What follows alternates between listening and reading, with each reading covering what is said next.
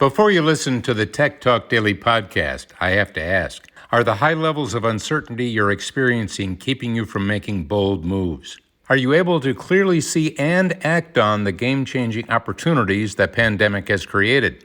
I'm Daniel Burris, serial entrepreneur, global technology futurist, and disruptive innovation expert, and right now, you have a choice to make. You can react to problems and disruptions after they happen, or you can learn to accurately anticipate disruptions before they disrupt and identify and pre-solve problems before they happen, giving you the ability to turn disruptive change into your biggest advantage.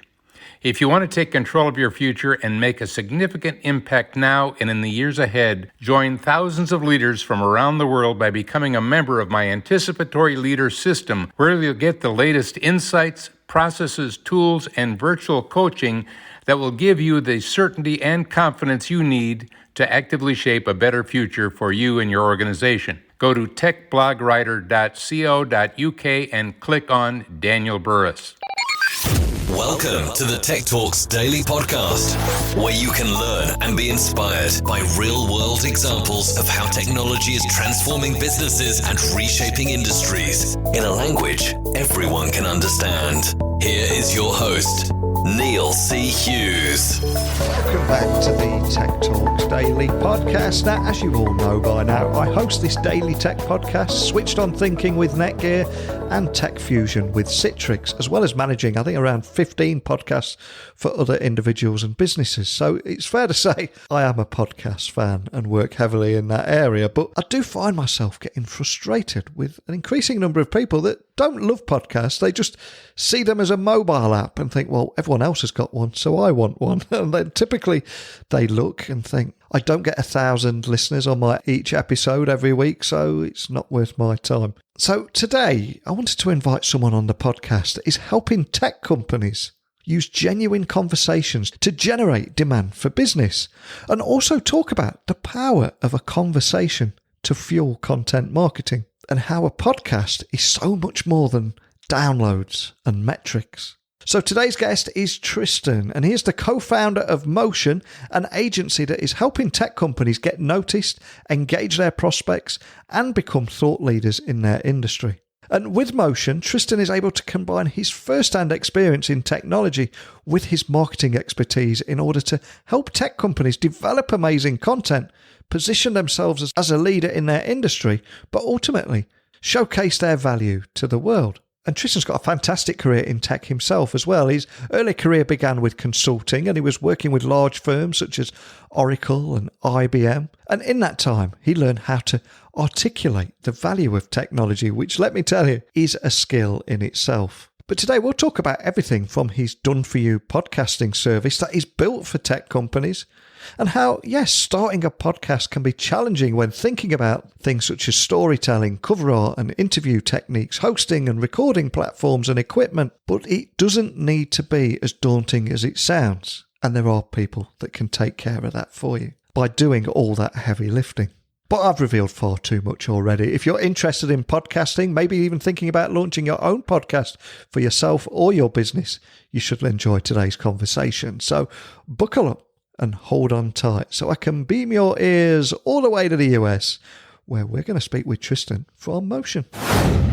So a massive warm welcome to the show, Tristan. Can you tell the listeners a little about who you are and what you do?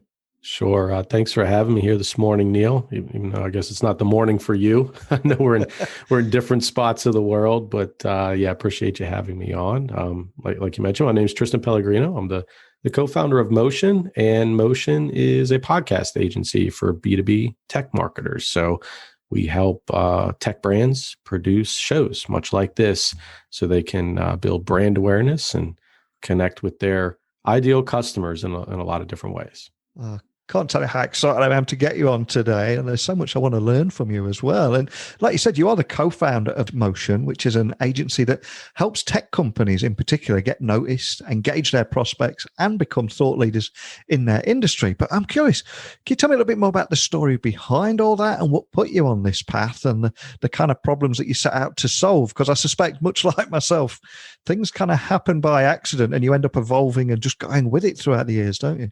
Yeah, I've been an entrepreneur for a while, and I originally started a video production company about the same time YouTube was created, and grew that company to, we had almost 20 employees. We were in the Inc. 5000.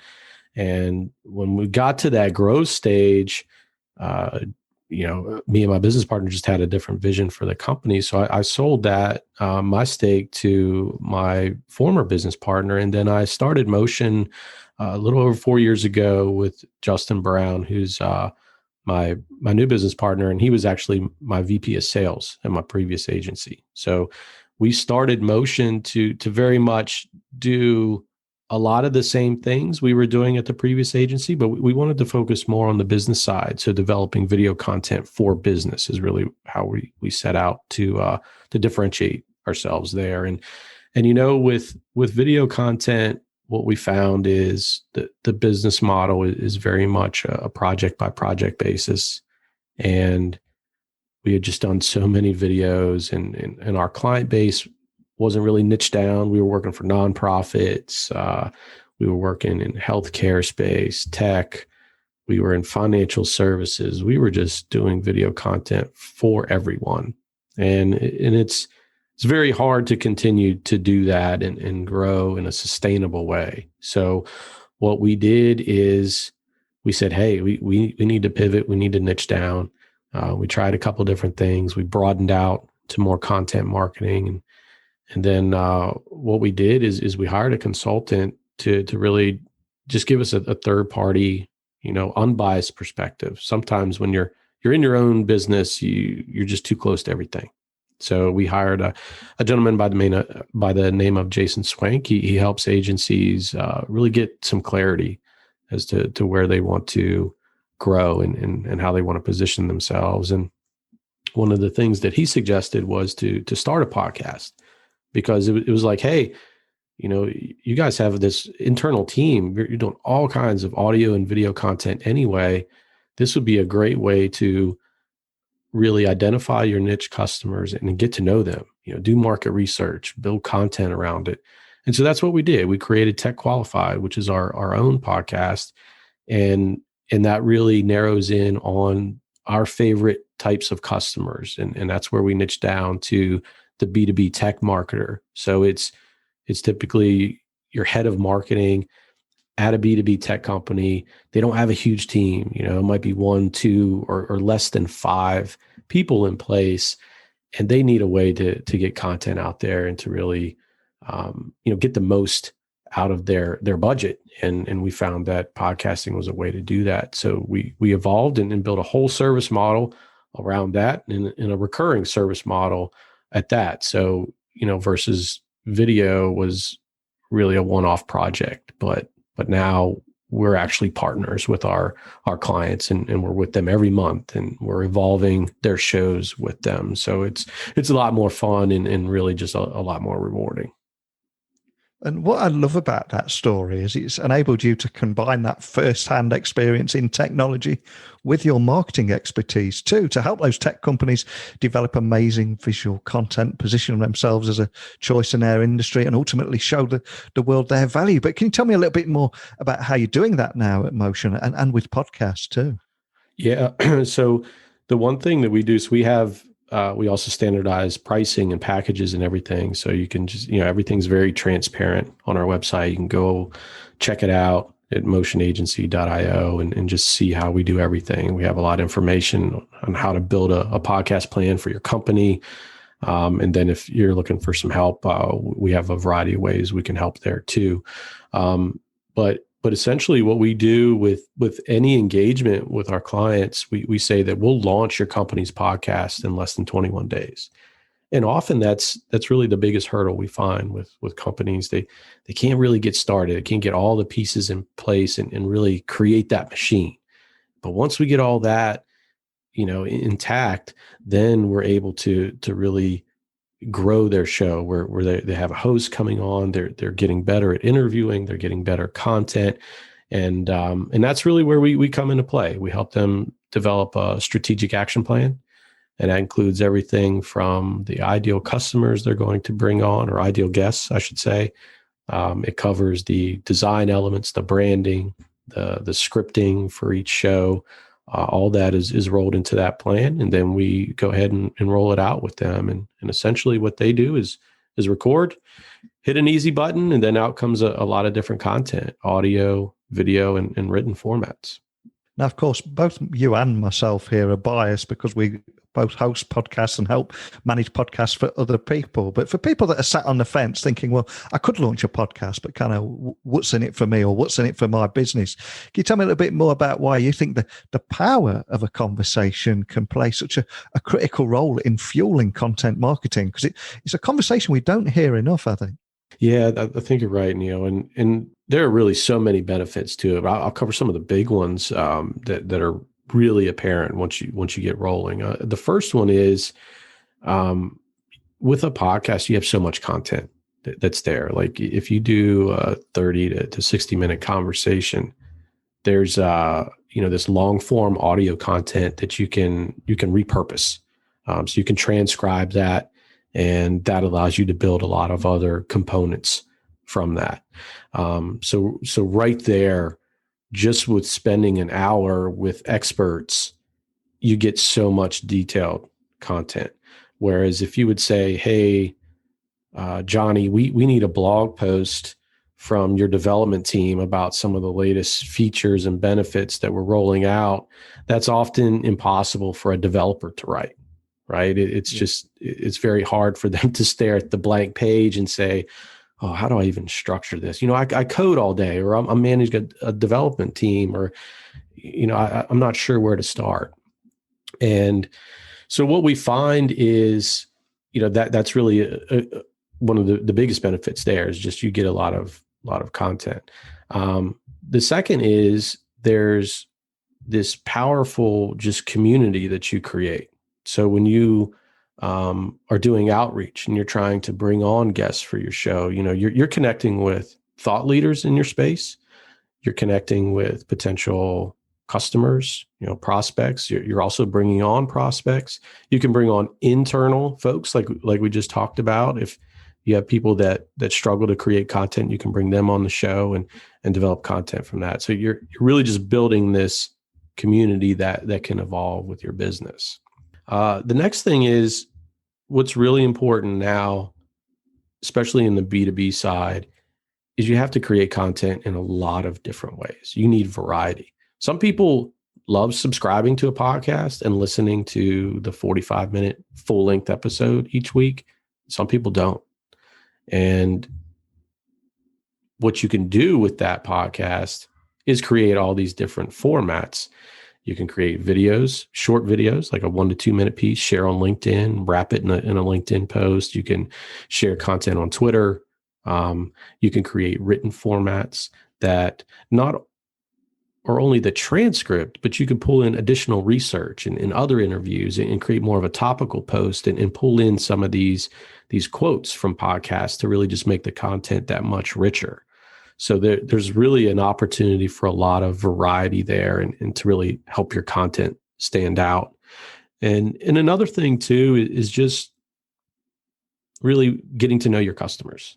And I think that's one of the most underrated things of a podcast, because if you're a tech company and you're trying to solve problems for your customers, you really have to get to know them.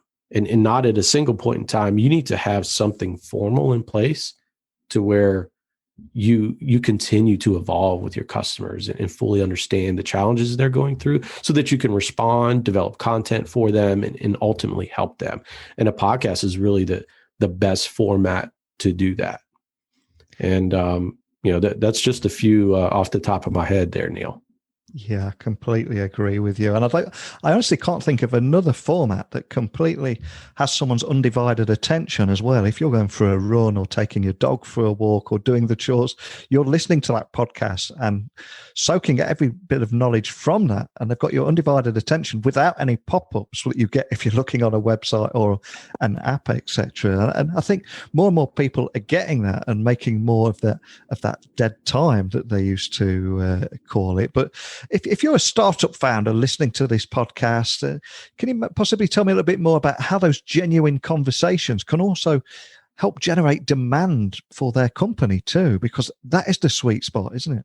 Yeah, that's a good point. And with startups, one of the things that you find when you're trying to get that product market fit is you're trying to find that sweet spot with your customers, right? And that's really what a podcast can allow you to do. There's, the term account-based marketing is pretty big. Most folks probably are aware of that process where you identify the accounts that make the most sense or that you think make the most sense for your solution. And you identify the people that you feel would have the problem that you're trying to solve. And what you can do with a podcast is just start that conversation. You can bring them on your show, start to understand their environment a little bit. And it's not a case where you have to sell them, but you are building that relationship right up front.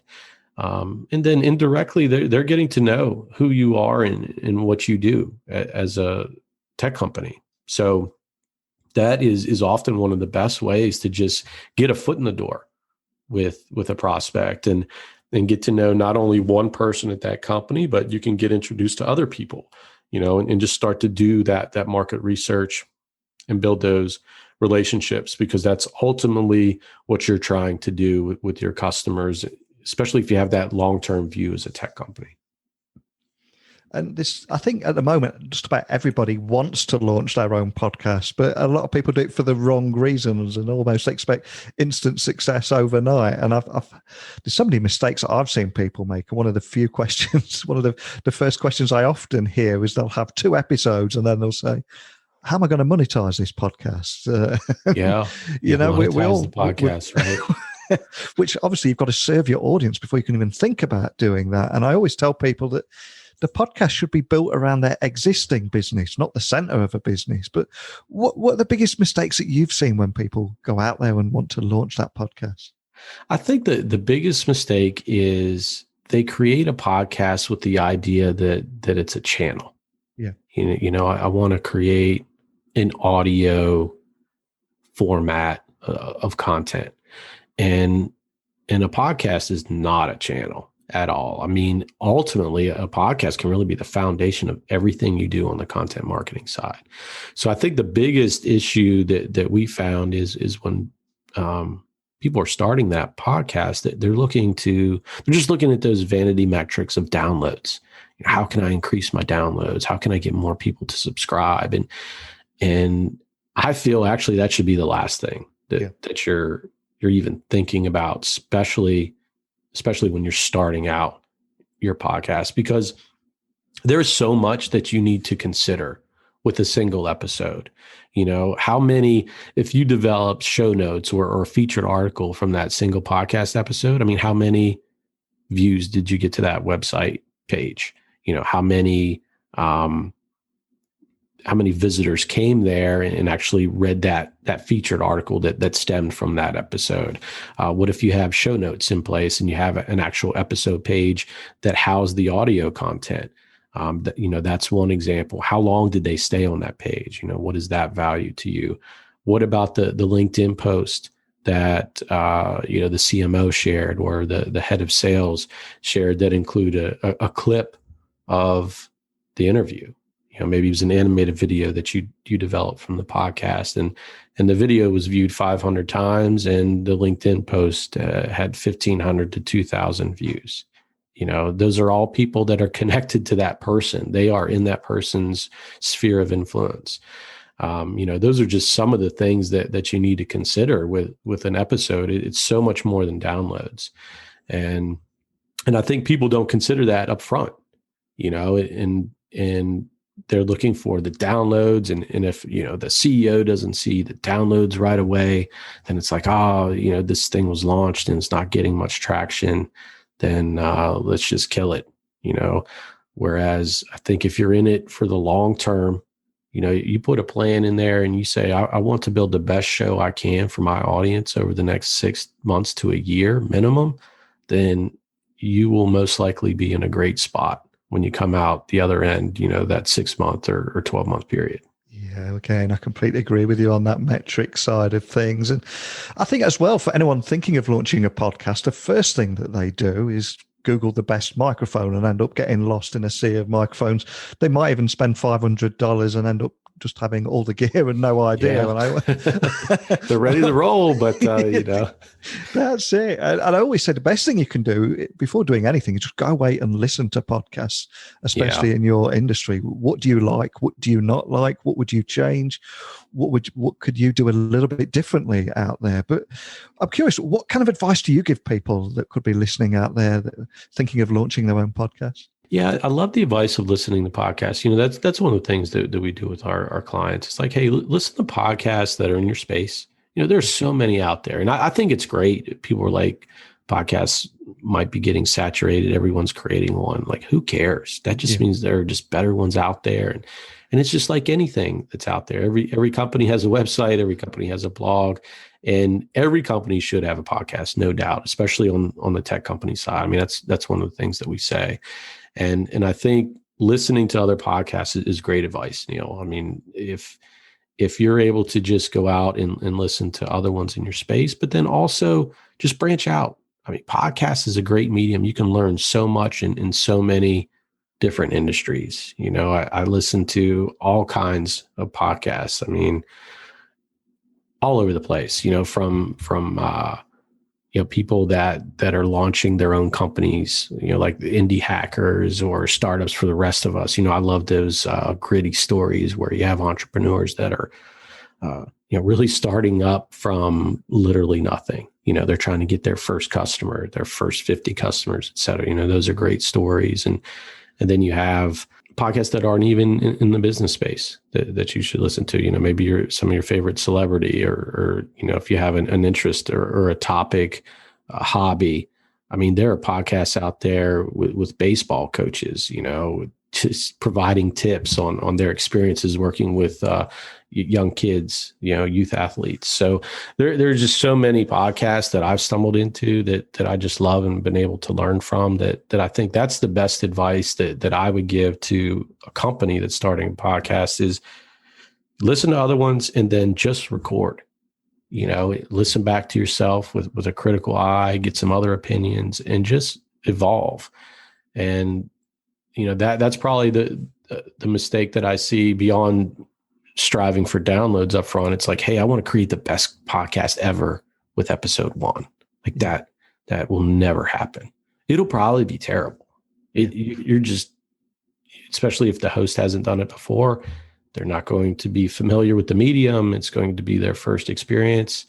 It might not be any good at all, but you don't have to publish it, but you do have to hit record and you have to go through the process. There's no doubt about that. And you just have to continue to evolve and grow. And that's really what it's about. Absolutely. I always say version 1 is better than version none. And if I was to go back to episode 1 of this, I'd be horrified. It'd be a proper cringe. But we're all the same way, Neil. No doubt. And it's not till you've got 50 or 100 under your belt that you start to grow, and you are continuously learning, and that's part of it. And I don't get how a lot of people want to hide that learning process, because I think it's nice that the audience can grow with you as that show evolves. Don't you think? Oh, I love it. Yeah. And I mean, it's something that's just fun. I mean, that's something that I talk about too. It's really underrated about podcasts. It's just fun. You're having a good conversation. You're learning it, whether you're a guest or you're the host, you're always learning in some fashion, right? One way or the other. And I think that's really the beautiful thing there.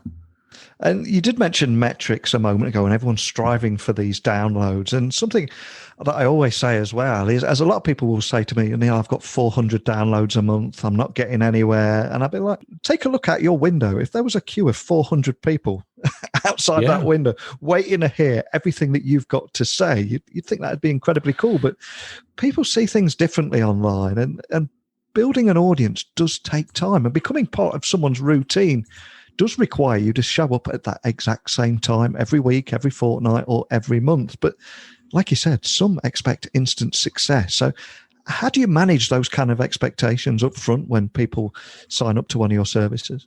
And we get that question a lot. How many downloads are good for a podcast episode? And I think it's a tough one to answer, because a lot of times people up front, they still view the podcast as that single channel like we were talking about. And that's probably the biggest piece of the education, is trying to shift that mindset that a podcast isn't a blog. It's not just something that you push out and distribute on Apple Podcasts and monitor the downloads.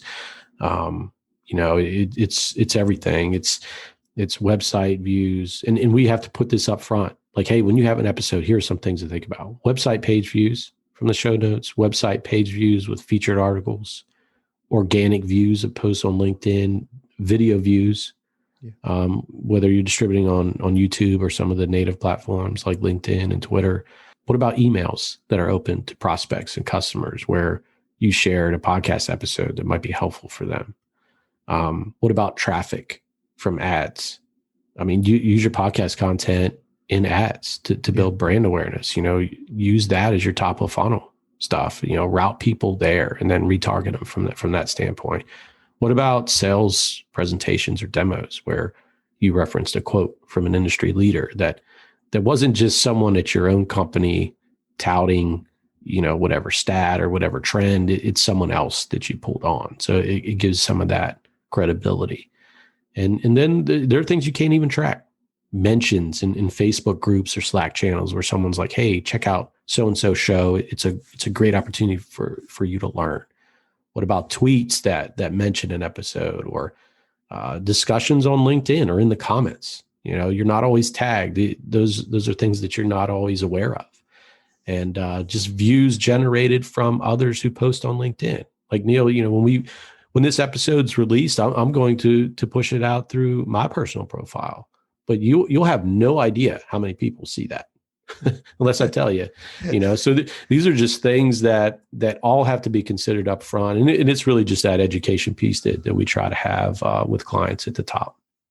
Love that. So much gold in there. And of course, I can't interview a fellow podcaster without asking about your own show. And I'm sure you're going to be covering a lot of the topics we've talked about in those episodes. But can you tell me a little bit about your podcast and what you cover and who that show is aimed at? Yeah, for sure. It is really aimed at the B2B tech marketer traditionally that has that smaller team. They're the head of marketing and they're trying to figure out how to navigate this incredibly complex world of marketing and sales. How do they work with the sales team? How do they get the most out of their resources? How do they generate demand? What should their priorities be? We did, a whole series of episodes during COVID when it came out. We had CMOs and heads of marketing, VPs of marketing come on and just talk about, what types of shifts have you made with this existing environment? And we were recording 4 or 5 episodes a week. We released 30, 40 episodes that were around the pandemic and how people were responding. So, it's Tech Qualified is really a great opportunity for that tech marketer that wants to hear from their peers and really understand how other heads of marketing are positioning their technology in this day and age. And the fun part is it's always changing. So we will continue to produce content forever because it's just something where topics evolve and trends change, and it's just a great way to keep in touch with everything. Well, I'm going to be subscribing for sure, and I'll rate and review, of course. Awesome, yeah. And I'll listen when I take my dog for a walk. But for everyone listening out there, can you remind them where they can find that podcast, where they can find Motion online, and also the best way of reaching you or your team if they've got any questions after our conversation today? Yeah, thanks, Neil. The best place to check us out is motionagency.io. And then from there, you can access a couple things. The first, if you're looking to start a podcast yourself, we have a great program there. It's called Build Your Podcast Plan. Just go there. It's completely free. It gives you a lot of resources that we've built out over time and that we share with our clients. The other thing is Tech Qualified. It's available on our website as well. And then, of course, you can access Tech Qualified from all of your favorite podcast platforms, Apple Podcasts, Spotify, Stitcher, et cetera. Excellent. Well, I'll add all those links to the blog post that will accompany this episode. So much I've loved about your conversation with you today, especially the story behind the company and what put you on the path that you're on today, but also for busting a few myths around the world of launching your own podcast and ultimately how to use genuine conversations to generate demand for your business. That's a sweet spot right there. But thanks for joining me today, Tristan. Appreciate it, Neil. This was a lot of fun. Thanks. I cannot thank Tristan enough for coming on the podcast today. We both work in very similar areas. He's launching podcasts for tech companies and helping them realize that value from a conversation. And obviously, I do it on a smaller scale by helping businesses and individuals too. But really, it's not about me and it's not about Tristan or the services that we offer.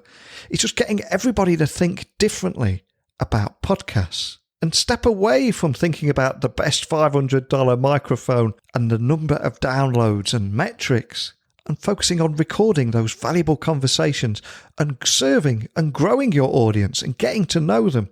That is where the value lies. But hey, we're both podcasters, so we're going to say that, right?